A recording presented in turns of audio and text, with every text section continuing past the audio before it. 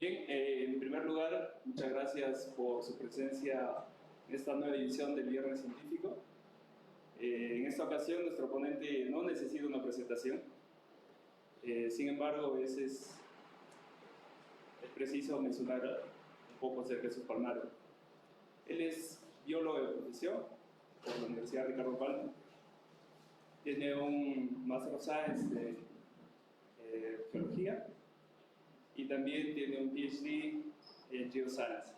Todo esto por la Universidad de Nebraska, Estados Unidos. Sin más que decir, le damos la bienvenida al doctor Pedro Tapia.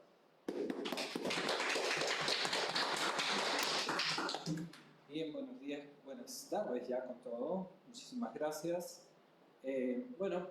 Primero para agradecer a los organizadores de los Viernes Científicos aquí en el NIGEM. Y voy a estar hablando el día de hoy justamente sobre uno de los tópicos que más está comenzando a tener visibilidad y también sobre la importancia que se tiene sobre los ecosistemas de montaña y en general para conocer cuál es la variabilidad climática en el pasado y también ambiental, y con una charla que he titulado Fundamentos en Paleoecología y Paleoclimatología del Cuaternario. Entonces, este no va a ser una charla así muy estricta en el sentido estricto de la palabra, así que si tuvieran ustedes alguna pregunta, no duden en levantar la mano y estaré gustoso a explicar si es que no hay nada, si es que hay algo que no se entiende con claridad. ¿Okay? Entonces, siguiente, por favor. Bueno, primero veamos el clima y el tiempo a nivel global, ¿no? Una antes. Entonces, y aquí tengo la escala geológica desde el reciente hasta el precambriano, es decir, toda la historia geológica en la Tierra, y nosotros vemos de que hay periodos fríos versus periodos cálidos que han ido modulándose en el sistema climático mundial a través de los últimos 600 millones de años. Entonces, inclusive mucho más, ¿no? Desde el precambriano. Y por lo tanto, es lo que en teoría se llama que la Tierra pasa de un estado climático de casa fría a casa caliente, ¿no? A casa cálida, del ice house al warm house. Entonces, y esto es lo que está explicando esta línea de acá, en los cuales esta curva, que es una curva que ha sido proyectada a través del proyecto del PaleoMap en el 2008, en el cual las temperaturas van fluctuando a nivel de la Tierra, y vean que en algunas partes hay periodos cálidos muy largos y nosotros estamos recién en esta última parte, mucho más superior, en una etapa otra vez de un ambiente frío se está comenzando a calentar. Siguiente. Entonces, para el Cenozoico, un anterior, para el Cenozoico, es decir, para los últimos 65 millones de años, nosotros venimos de una etapa muy cálida y poco a poco la Tierra ha ido enfriándose hasta lo que se conoce en el Cuaternario, que son que comprenden el Plioceno y el Cuaternario, perdón, todo esto para los últimos 2 millones de años. Entonces, vean ustedes de que las etapas climáticas en la Tierra cambian, y lo más común en los últimos 2 millones de años es de que la Tierra que tenga una etapa fría. Siguiente. Y dentro de la etapa fría que tenemos, o sea, lo que llaman la tierra fría, entonces se tiene una serie de fluctuaciones inclusive en los cuales hay periodos más cálidos y periodos más fríos, ¿no? dentro de la misma, dentro del mismo sistema climático frío. Es decir, a través de, y aquí se nota muy bien, a través de un proxy o de un registro paleoclimático, un registro de aproximación paleoclimática, que en este caso es el CO2, son en partes por millón. Lo que se ve en los últimos cerca de 700.000 años, ¿no? Se ven cómo es que han habido fluctuaciones frías versus fluctuaciones frías versus fluctuaciones más cálidas, ¿no? En los cuales la cantidad de CO2 que se tiene a nivel mundial es una de las características de las que están cambiando en el momento de que hay un periodo interglacial. Es decir, el periodo glacial es una parte fría y el periodo glacial una parte fría y el periodo interglacial una sección de este periodo, en los cuales son periodos un poco más cálidos. Siguiente. Entonces, se ha visto muchísimos tipos de nomenclatura, y dentro de estas, la nomenclatura más utilizada actualmente es la que se llama la cronología del isótopo de oxígeno.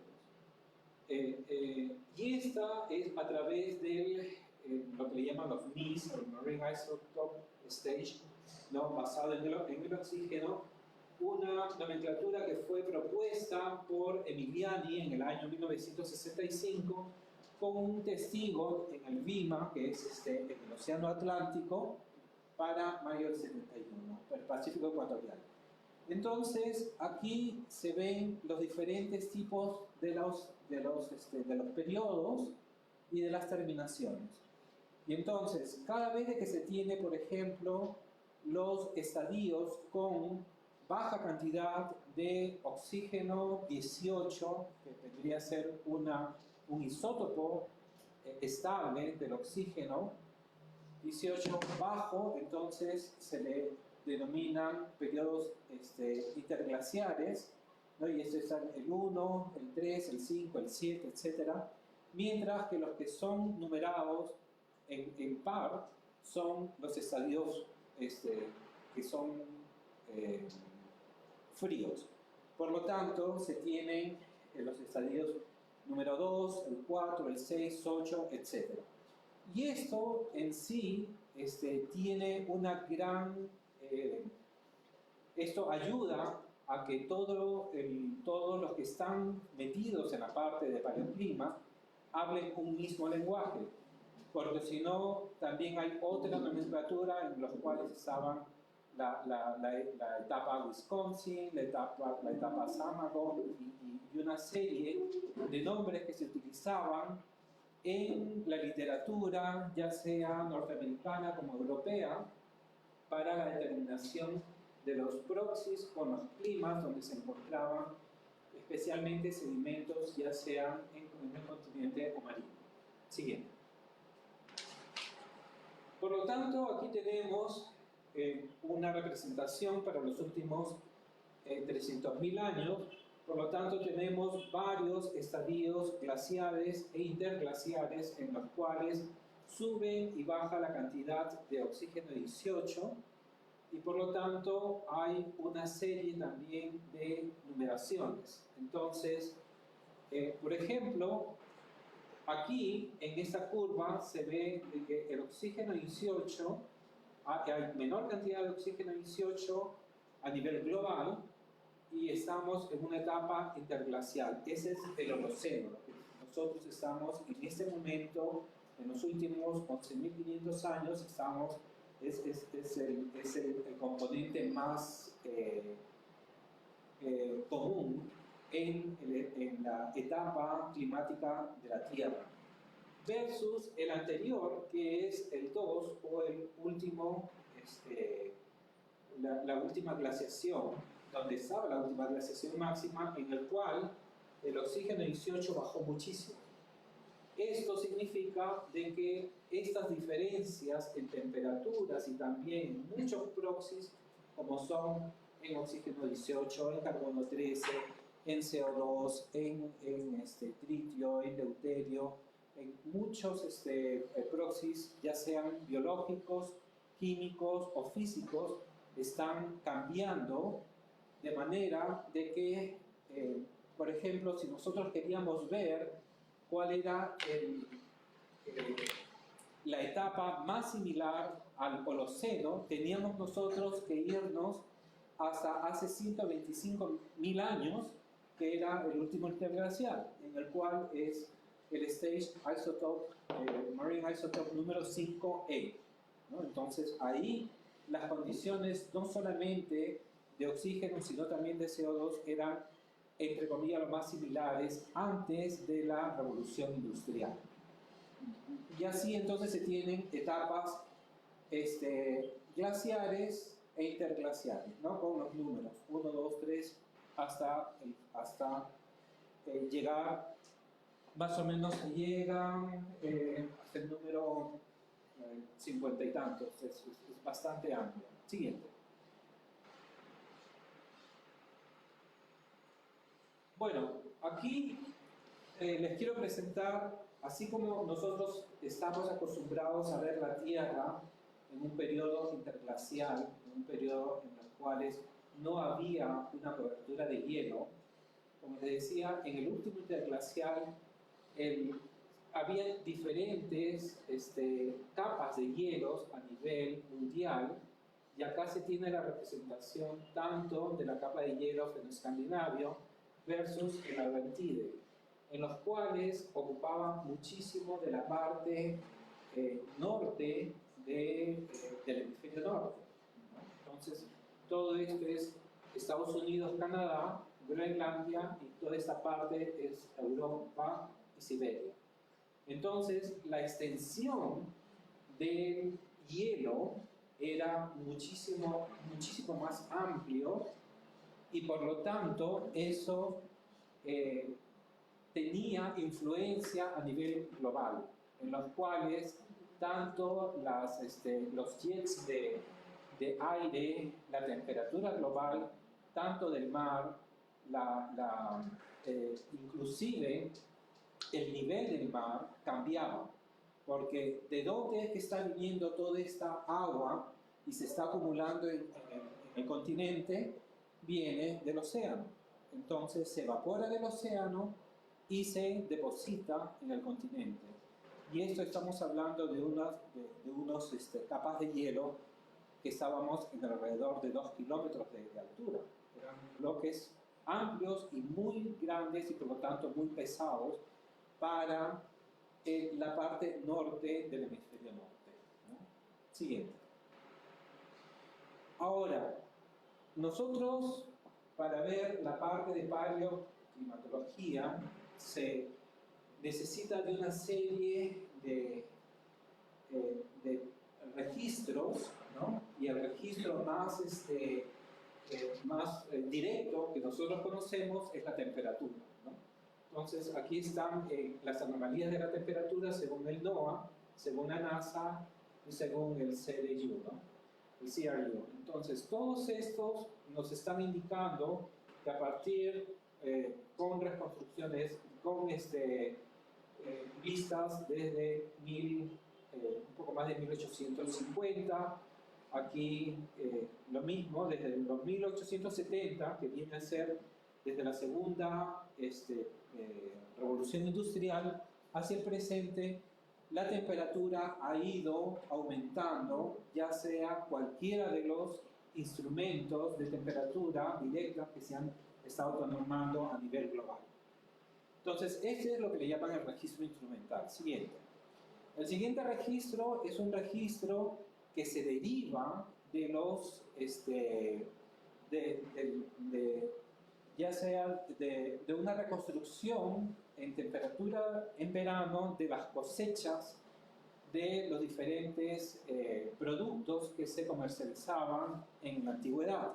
Y este es un ejemplo de la cosecha de uvas en Europa, específicamente en Francia, y cómo pudieron ellos reconstruir la temperatura en verano, porque se sabía muy bien de que las cosechas tenían que tener una maduración y una temperatura muy específica para poderlas sacar.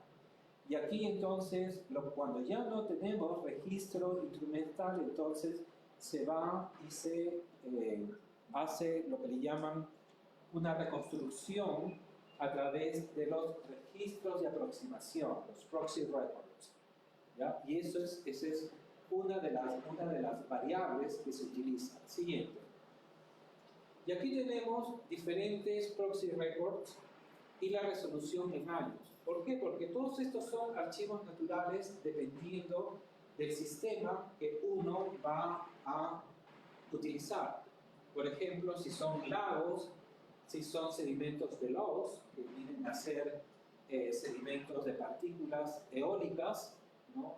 que han sido acumuladas, el agua subterránea, los paleosuelos, la turba, el espeleotema, las paleomadrigueras de roedores, los anillos de árboles, la geomorfología del ambiente, los sedimentos oceánicos, los arrecifes de coral, los pantanos marinos y también los glaciares como el manto de hielo. Cada uno tienen diferentes, se utilizan como proxy record para diferentes tipos de parámetros, ya sean en hidrología, presión, temperatura, salinidad, viento, carbono, la vegetación, ¿no? La productividad, los nutrientes. Entonces es una forma de reconstruir cómo era el ambiente en el pasado, ¿no? Y cada uno tiene una resolución en años de diferentes tipos, dependiendo de cuánto ha sido la cantidad de ya sea sedimento, hielo o el proxy que se está acumulando en el sistema.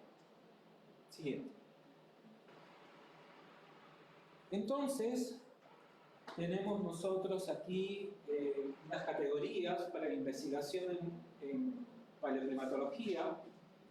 La parte paleontológica obviamente utiliza mucho los fósiles, y en este caso los microfósiles, la parte biológica, y se utilizan foraminíferos bentónicos, planctónicos, los radiolarios, las diatomeas, dinoflagelados, ostrácodos, coprofóridos. Bueno, hay una serie muy grande de organismos que se pueden utilizar dependiendo de dónde uno esté sacando, de dónde es la cuenca sedimentaria, si es una cuenca sedimentaria ya sea lacustre o marina. Entonces hay organismos que viven y que se depositan y se fosilizan en esos ambientes, y por lo tanto esos nos van a ayudar para saber cómo era el ambiente en el pasado. Lo mismo pasa con la parte geoquímica, con isótopos estables, como les estaba diciendo, los elementos trazas, las alquenonas, la celulosa de los árboles, los isótopos homogénicos, y finalmente la parte sedimentológica como el polvo eólico, los sedimentos, ya sean marinos, glaciares, dendrocronología, etc.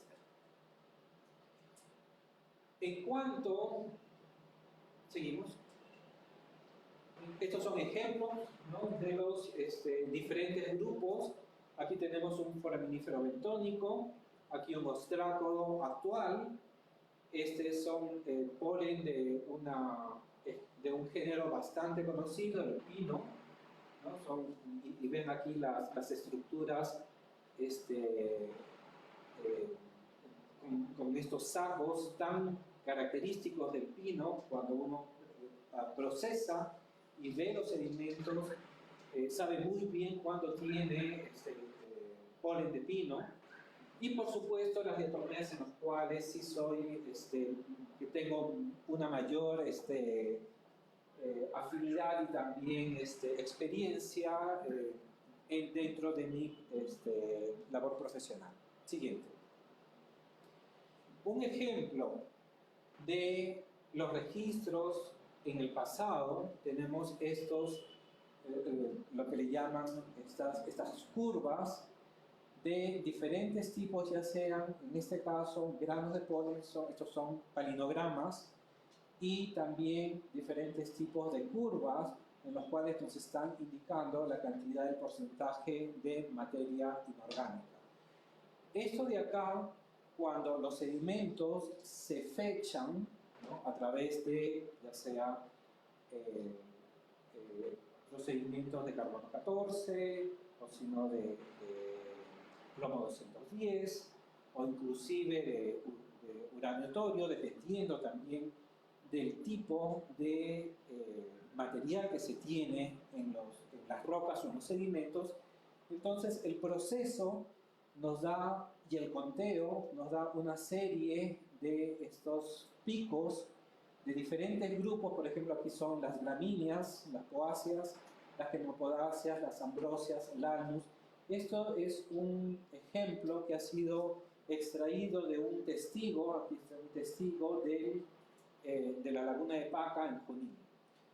Y aquí lo interesante es de que se ve que para los casi últimos 500 años el registro de almus ha sido bastante fuerte, ha cambiado de una composición donde antes predominaban las gramíneas en casi toda la parte inferior para los últimos 5.000 años, y luego, pasado ya los 1.000 a 500 años, la cantidad de aliso cambia y es lo más común. Entonces vemos que hay cambios ambientales naturales relacionados en los diferentes sedimentos que se encuentran en los lagos. Siguiente.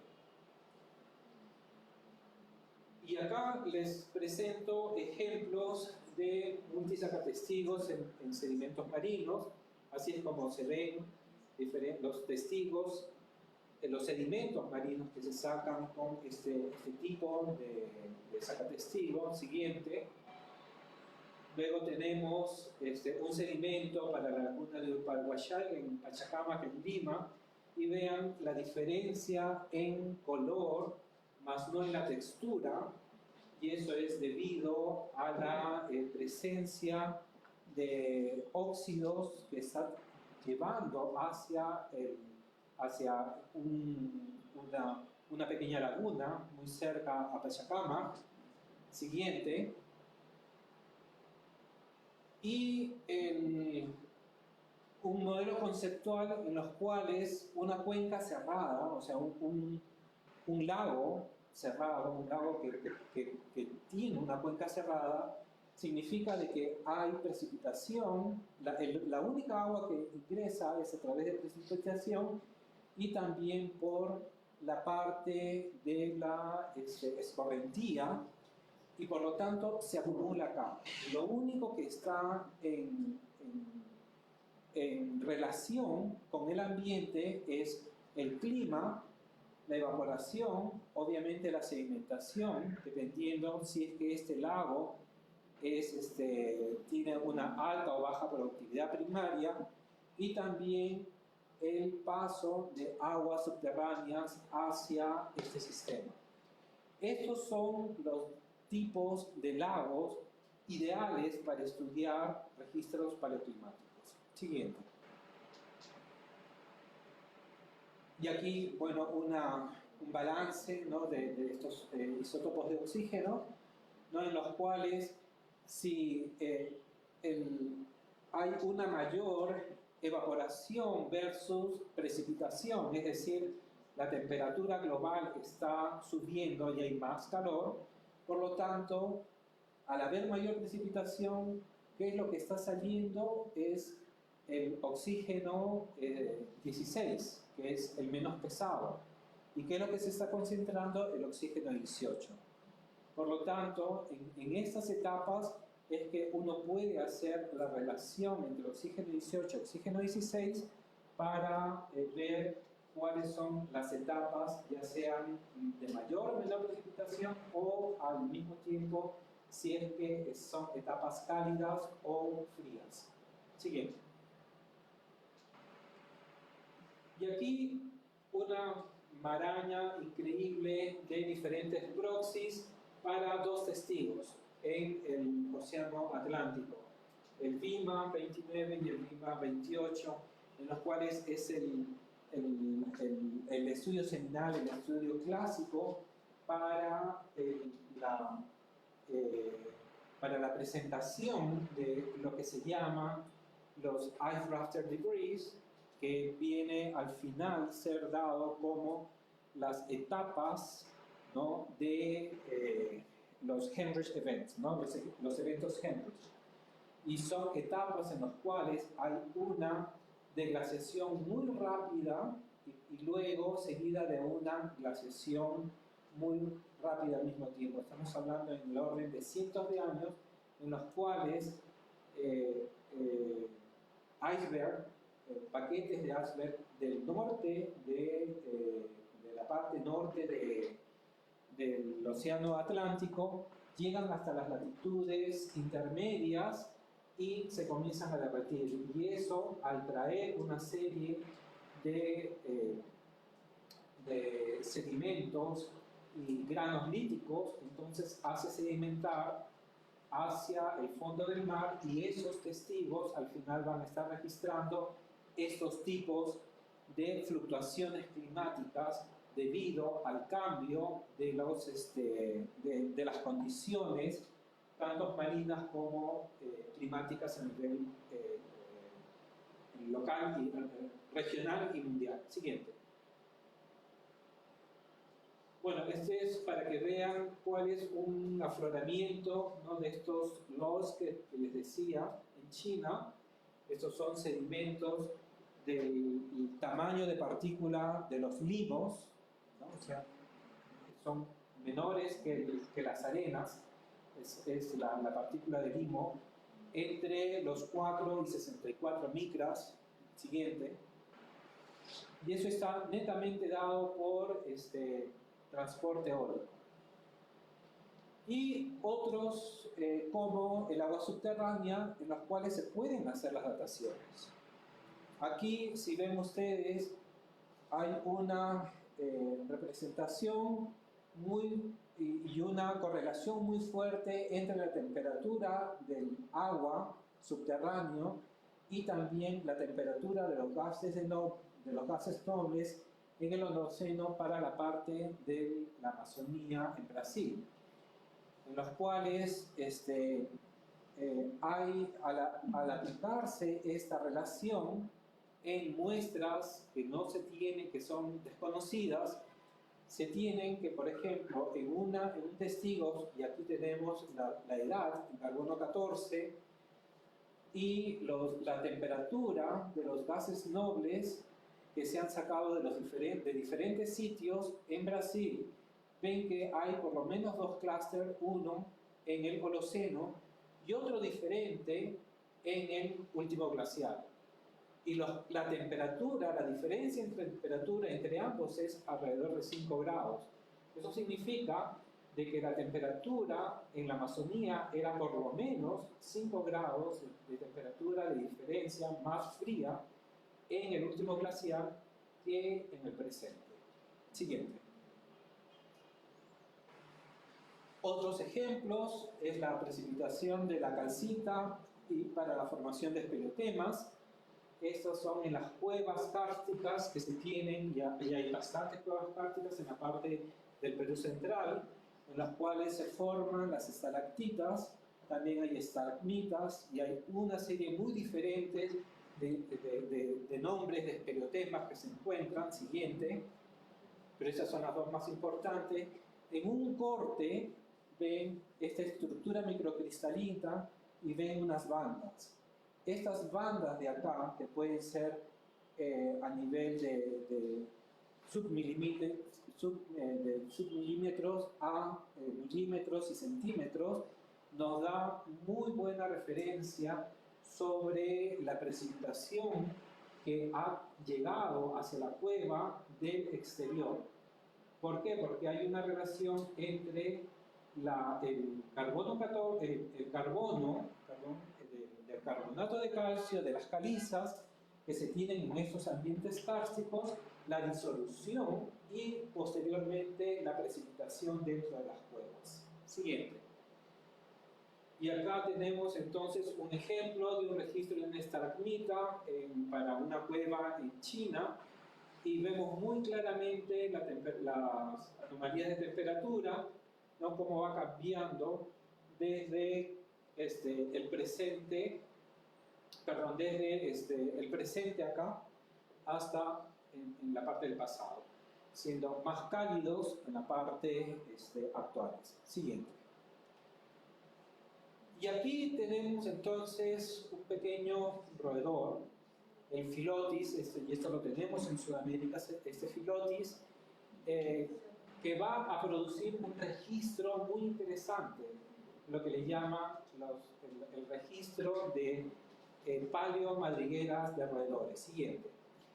En inglés y en los animales que depositan estos sedimentos que vienen a ser como unos minerales, unas rocas, que están presentes en ciertas partes de una cueva, semi-expuestas, en sitios semiáridos a áridos, por lo tanto se dan en sitios como Texas, en el Atacama, ¿no? Acá en Sudamérica, no es más que la orina fosilizada y empacada, ¿no? Y cristalizada de estos animales ¿cómo se llama? Y que dentro de estos, entonces, hace lo que todo roedor hace. Sale de su cueva, se va a comer, se trae la comida y comienza a comer en su pequeño sitio. Y por lo tanto, con las condiciones ambientales, se forma este mineral y por lo tanto, dentro de ella se tienen polen, se tienen restos de vegetales, se tienen también inclusive restos del propio animal, restos de vértebras, de pequeños roedores y también de lagartijas, de lo que hay ahí viviendo, eso se va a estar fosilizando. Y es un registro paleoclimático muy poco hecho en la parte, muy poco desarrollado, por ejemplo, en la parte del sur del Perú. Creo que solamente hay 1 o 2 trabajos. La gran mayoría para Sudamérica está en el Atacama. Siguiente. Y aquí justamente el registro paleoclimático de las paleomadrigueras en Atacama, en las cuales hay una diferenciación no solamente en la curva de oxígeno 18 en metano, ¿no? Perdón, este metano es del KISS, ya vamos a estar hablando qué cosa es esta parte de acá, y los diferentes tipos de gases que se tiene en el Atacama versus la diversidad de plantas, ¿no? Entonces, en los cuales hay una alta cantidad de no solamente en biodiversidad, sino también en gases en la transición del Pleistoceno al Holoceno, ¿no? Entonces hay una mayor cantidad de agua disponible para que pueda haber una mayor cantidad de diversidad y también de mayor cantidad de volumen de estos gases en el Atacama, que es ahora totalmente desértico, prácticamente no hay nada. Siguiente.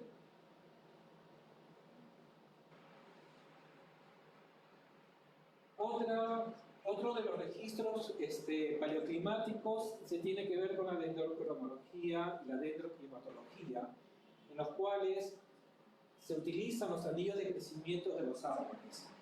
Y estos crecimientos de los árboles, este es por ejemplo una conífera, ¿no? En los cuales se forman estos diferentes tipos de anillos dependiendo de la cantidad de agua disponible, de las condiciones climáticas favorables o desfavorables que se tengan para que se hagan más pequeños o más gruesos estos anillos, y dan un registro prácticamente anual.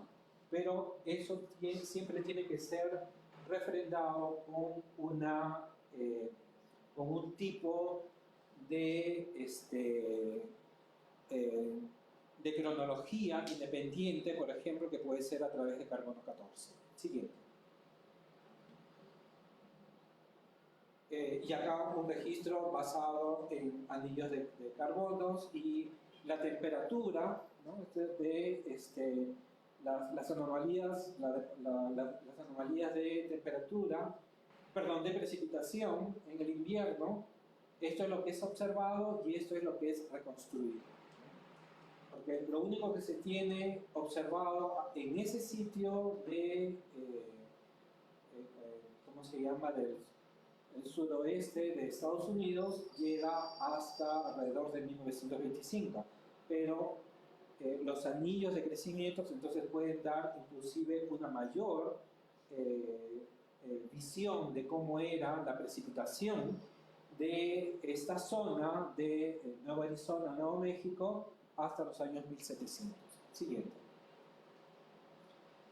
Una más, los corales, en este caso en Panamá, y estos son ejemplos de los pólipos de estos corales que se presentan en la parte marina, somera, del mar del Caribe. Siguiente.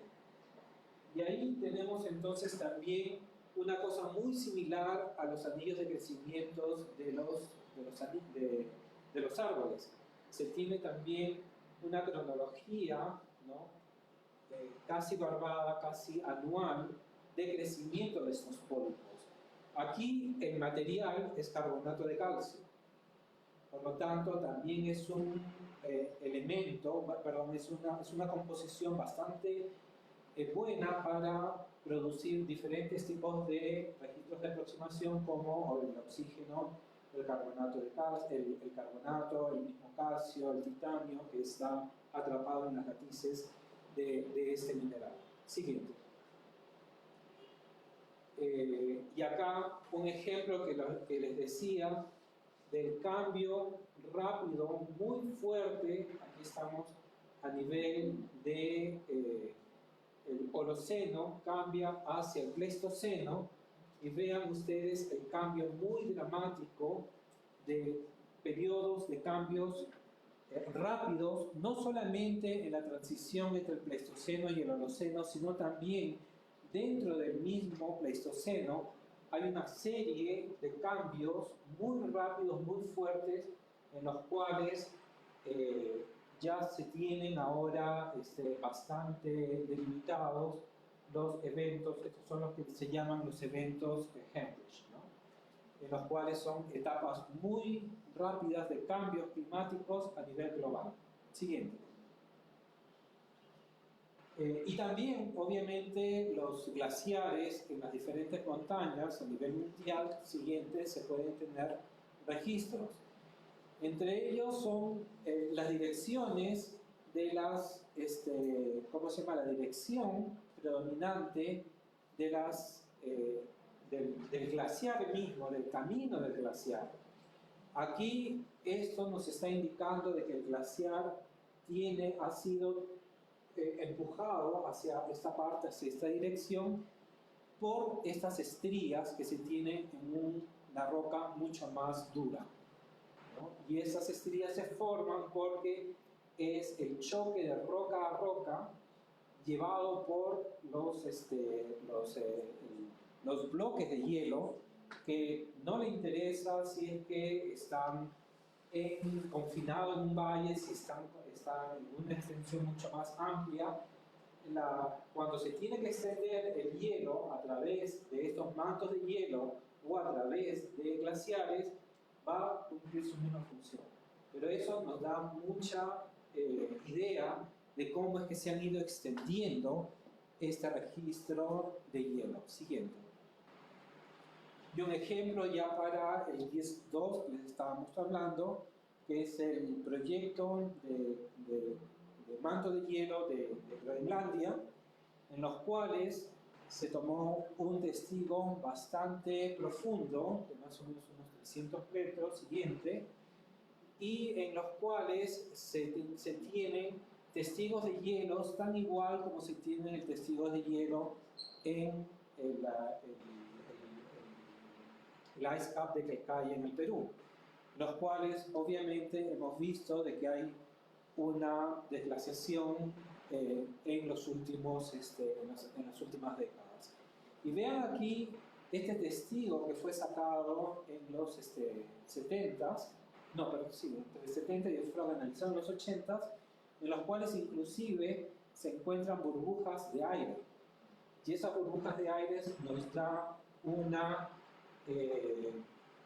da un registro muy preciso sobre las condiciones de CO2, de deuterio, de metano que hay en el ambiente. E inclusive aquí mismo, por los vientos que están llegando hasta ese sitio, también hay partículas de polen, hay partículas de sedimentos, los cuales también se pueden ser trabajados. Siguiente.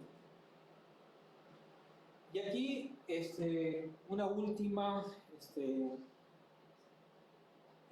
slide en los cuales quiero recalcar y algo que ya ustedes han visto la semana, creo que hace 2 semanas atrás con la charla de la doctora María Gracia sobre la línea de altitud, la línea de equilibrio de altitud, lo que le llaman el E-line, ¿no? En los cuales en la parte actual versus la última glaciación máxima vemos que estaba mucho más deprimida, es decir, la elevación era mucho menor, por lo menos en unos casi 1000 metros de diferencia entre la última glaciación máxima y la actual de la línea de altitud de equilibrio, en los cuales eso significaba de que las morrenas terminales eran mucho más extensas en el valle que se presenta de lo que se está actualmente.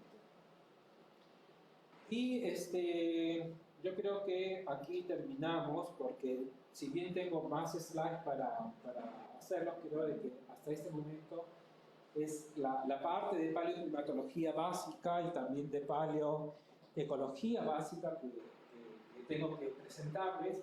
Y si tuvieran alguna pregunta, por favor, siéntense libre para hacer sus preguntas. Muchas gracias.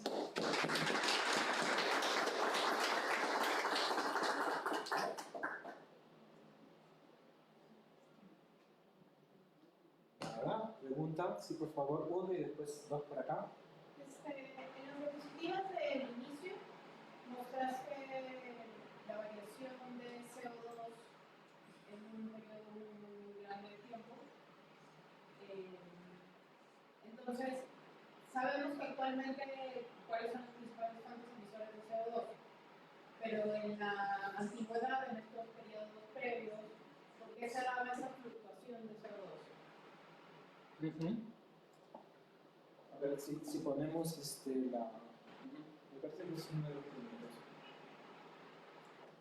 Bueno, el anterior es. ahí está. No, el anterior. El siguiente. Ese.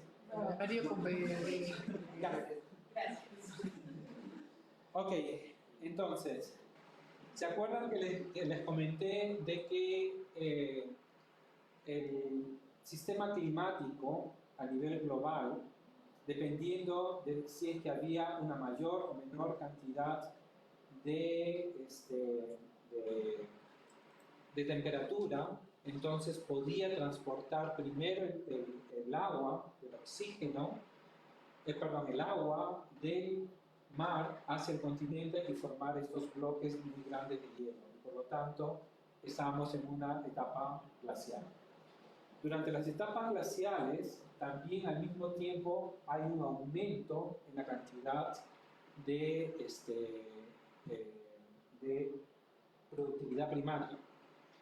Y por lo tanto, si nosotros vemos a través de un mecanismo que conocemos actualmente de la bomba biológica, el CO2 atmosférico es atrapado y es transportado hacia la parte del sedimento y luego sedimentado, y ese CO2 capturado entonces va a ir hacia la parte del fondo del océano.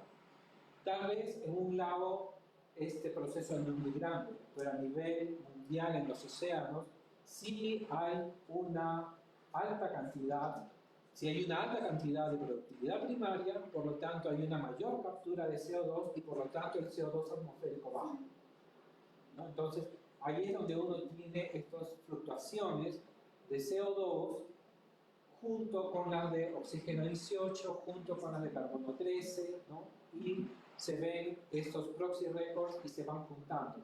Para los estudios climáticos no se necesita estar revisando un solo proxy.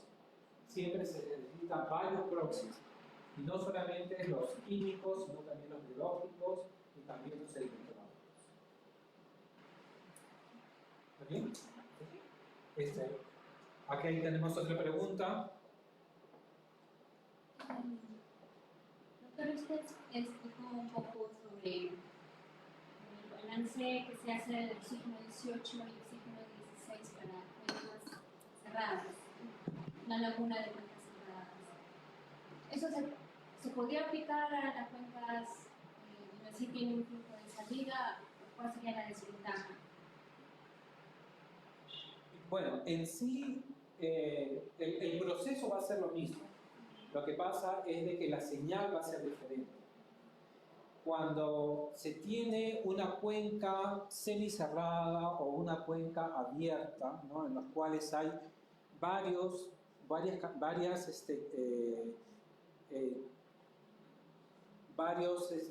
el proceso de ingreso de agua en el sistema acuático son de varias fuentes y también va saliendo. Entonces el tiempo de residencia que está en esa laguna va a ser diferente al tiempo de residencia de una cuenca cerrada, en las cuales solamente hay ingreso, no hay salida o solamente puede haber una sola salida, que es lo que restringe, y por lo tanto la fluctuación del nivel del lago está netamente en respuesta a la cantidad de la evaporación que se tiene de esa laguna. Y al haber, por ejemplo, una disminución en la cantidad del volumen del agua, eso significa que se concentran los diferentes tipos de minerales y también de elementos, ¿no? Entonces hay mayor cantidad de carbonatos, por ejemplo, y por lo tanto uno puede inferir de que al haber estas diferencias, también las respuestas son diferentes. Por eso cuando uno trata de ver en los registros paleoclimáticos, uno busca diferentes tipos de lagos que sean lo más cerrados posible, o si no son cerrados, son lo más cerrados posibles. Un lago cerrado, por ejemplo, va a haber un ejemplo de un lago cerrado.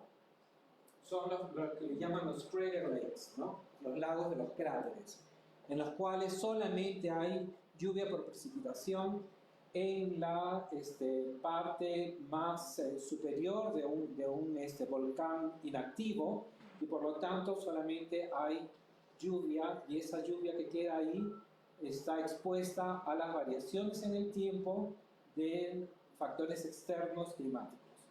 Entonces ese sería perfecto, pero no tenemos en todos sitios crater lakes, pero sí tenemos, por ejemplo, sitios en los cuales si no son lagunas cerradas, son lagunas semicerradas, como por ejemplo el lago Junín, el lago Titicaca, en los cuales tienen aporte, ya sea superficial o de precipitación, y la cantidad de salida de agua es mucho menor.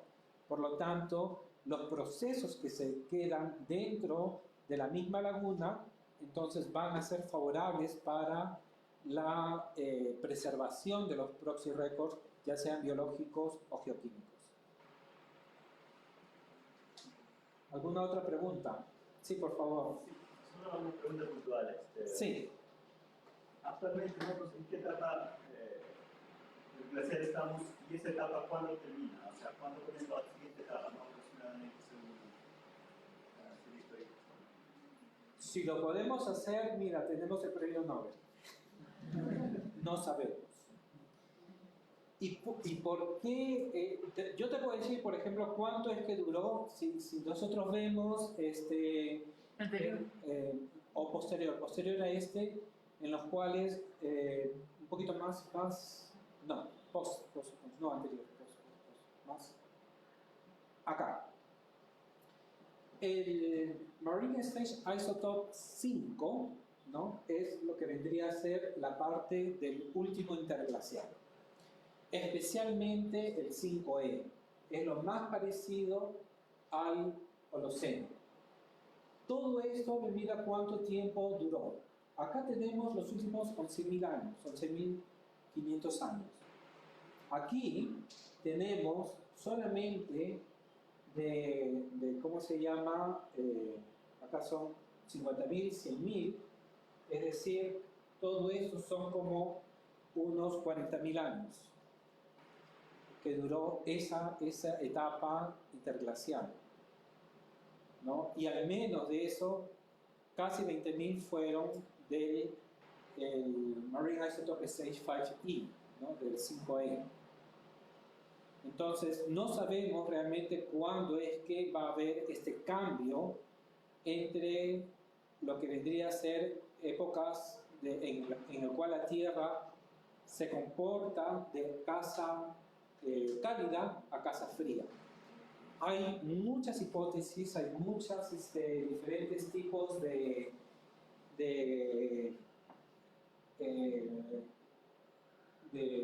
hipótesis en las cuales nos dicen, bueno, tiene que haber ciertas cantidades de ocurrencias, cantidad de CO2, la disminución, por ejemplo, de lo que le llaman el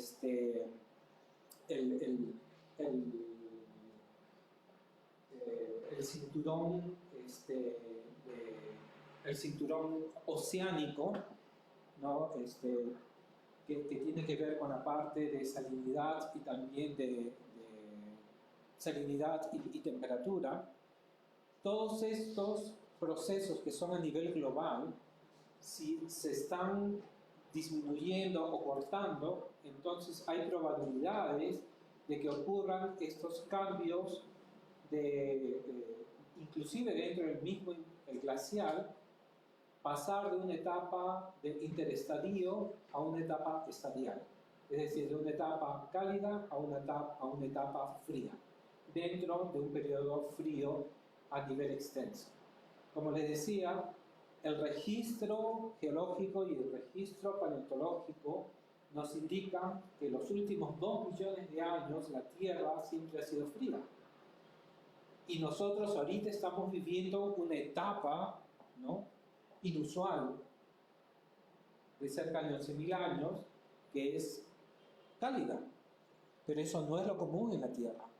Lo común en la Tierra es de que la temperatura media sea muy fría, que los niveles de CO2, que ya los hemos pasado ahora, ya no están ni siquiera a nivel del cuaternario, estamos hablando a nivel del Plioceno, que es la parte terminal del Cenozoico. Y por lo tanto, ¿cómo es de que los organismos que han cambiado, se han extinguido o se han adaptado? Entonces ya nuestra analogía, que siempre se quería estudiar el último interglacial, ya quedó en desuso. Ahora tenemos que irnos nosotros hasta el Plioceno, porque ya esas son las condiciones, por lo menos, de CO2 que se tienen actualmente, que son más de 2 millones de años. Sí, a ver. Hay una pregunta del internet. Del internet, sí. Sí. ¿Cómo no? El señor José Vega pregunta que las celas muestran una reconstrucción de las paleotemperaturas durante el último periodo glacial. LGM le pone. La clase máxima. Muestra la reconstrucción de las paleotemperaturas, ¿no? Ahora, ¿Basado en qué, perdón? Yo te entendí. Que las celas muestran. Ya. Muestran. Ya, ok. Perdón. Okay. muestran una reconstrucción de la paleotemperatura Ajá. durante el EGM. Ajá. Ahora, ¿Basado en qué? ahora, notoriamente más frías que los registros continuos de temperatura de la superficie del mar. Entonces, ¿a qué piensa el doctor Tapia que puede deberse? Parece que es un... Sí, a ver, a nivel, es que son dos proxies diferentes. El LEI o el ELI que sea si pones por favor la gráfica, que sea reconstruido para a nivel, ahí está. Vean acá, esta es una reconstrucción a nivel latitudinal desde el hemisferio norte hacia el hemisferio sur, ¿no? Y en todos, lo que está aquí ocurriendo es de que esta última, la sesión máxima, el ELI, es mucho más bajo en elevación que la actual. Y este es un trabajo, me parece que del año 2002 o 2000 a 2002. Ahora, esto es a nivel de morrenas, morrenas terminales, en la última glaciación máxima. Las temperaturas, y esto realmente va a dar una temperatura continental, y es un proxy diferente a la temperatura en el océano. Las temperaturas en el océano, dependiendo también de de los trabajos que uno puede verse, y eso era parte de una polémica hace casi ya una década o más, era de que la temperatura en el océano era muy pequeña, era de 1 a 2 grados, mientras que en el continente la temperatura, como habíamos visto, basado en los gases nobles, era aproximadamente 5 grados en la parte de la Amazonía de Brasil. Entonces había una diferencia muy grande, pero luego se han hecho una reevaluación que ha sido basado en foraminíferos planctónicos, y esa reevaluación da en vez de 1 o 1.5 grados, ya lo da más o menos a 3 grados o un poco más. De todas maneras, es un poco menor que la diferencia en el continente. Y tiene que verse también eso con la cantidad expuesta y la cantidad de energía que se está tomando en un ecosistema acuático versus el continente. El continente va a tener una mayor variación, ¿no?, en la temperatura, y por lo tanto va a registrar temperaturas mucho más fuertes, mientras que en el océano siempre va a deberse que las temperaturas van a tratar de ser más uniformes. Esa sería la diferencia entre los dos proxies. ¿Ok? Sí, eso es la una, así es que, bueno, muchísimas gracias.